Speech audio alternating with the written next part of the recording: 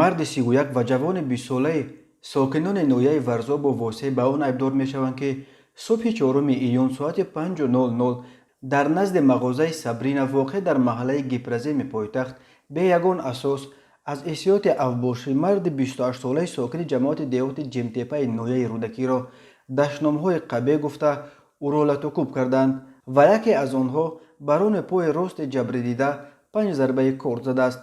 اینچنین 4 نابالغ 17 ساله ساکنان شهر دوشنبه به آن ایبدار می شوند که روز 4 ایون ساعت 2:30 در کوچه اوستا از احسیات افباشی یکدیگر را لطوکوب کردند. در رفت مناقشه یکی از آنها با کارد یک مرتبه به قسم طرف چپ پای دیگرش زده است. در نتیجه جبری دیده با جراحت جسمانی در بیمارخانه بستری گردیده است.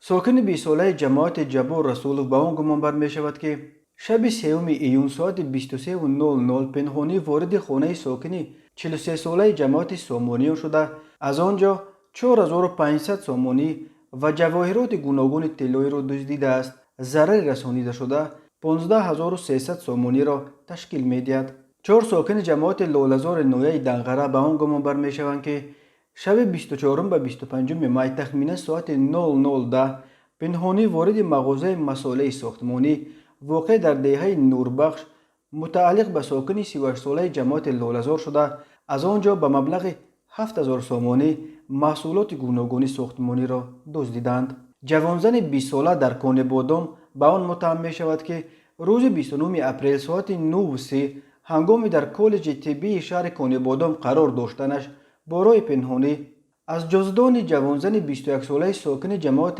همرایف یک عدد گردنبند طلایی و یک عدد انگشتری طلایی ارزش عمومیشان 5500 سامانی را دزدیده است. در رابطه با این سه قضیه بر اساس قسم دوم ماده 244 کودکس جنایتی تاجیکستان با اتهام دزدی پرونده ها آغاز کرده شده تفتیشات ادامه دارد. به دستگیر شده ها همچون مجازات از 2 تا 5 سال زندان تهدید می کند.